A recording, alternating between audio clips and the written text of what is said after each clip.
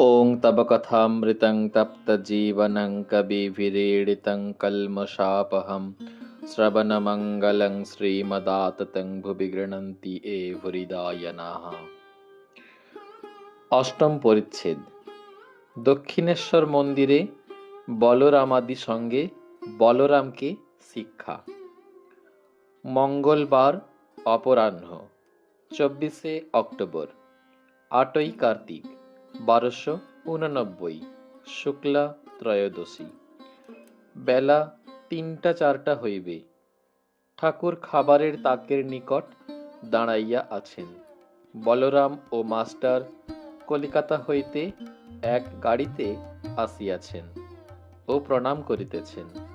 প্রণাম করিয়া বসিলে ঠাকুর হাসিতে হাসিতে বলিতেছেন, তাকের উপরে খাবার নিতে গেছিলাম, খাবারে হাত দিয়েছি, এমন সময় টিকটিকি পড়েছে, আর অমনি ছেড়ে দিয়েছি। সকলের হাস্য। শ্রীরামকৃষ্ণ: হাঁ গো, ওসব মানতে হয়। এই দেখো না, রাখালের অসুখ, আমারও হাত পা কামড়াচ্ছে।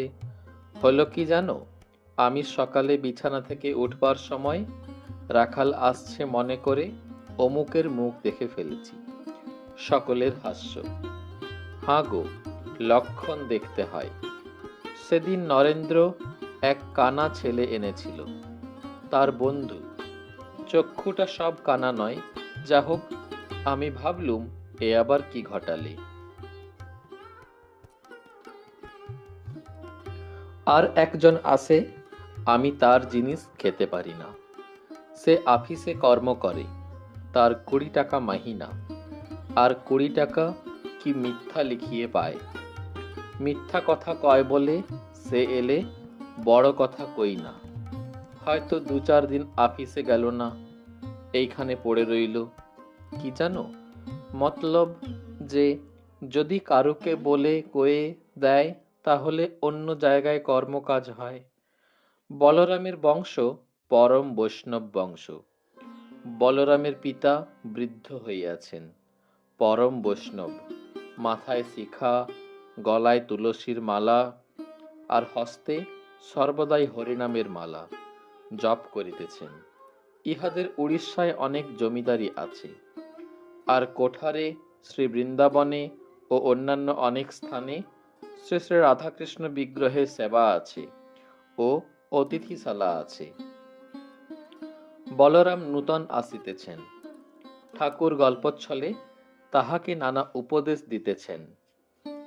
শ্রীরামকৃষ্ণ: সেদিন অমুক এসেছিল, শুনেছি নাকি ওই কালো মাগডার গোলাম। ঈশ্বরকে কেন দর্শন হয় না?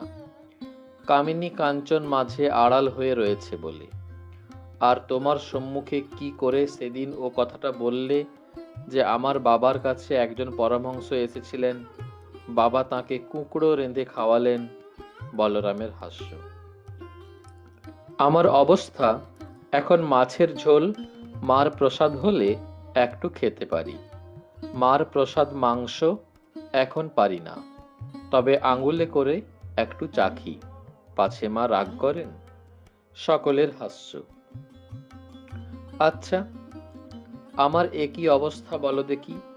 ও দেশে যাচ্ছি, বর্ধমান থেকে নেমে আমি গরুর গাড়িতে বসে, এমন সময় ঝড় বৃষ্টি, আবার গাড়ির সঙ্গে কোত্থেকে লোক এসে জুটলে। আমার সঙ্গের লোকেরা বললে এরা ডাকাত। আমি তখন ঈশ্বরের নাম করতে লাগলাম, কিন্তু কখনো রাম রাম বলছি, কখনো কালী কালী, কখনো হনুমান হনুমান, সব রকমই বলছি।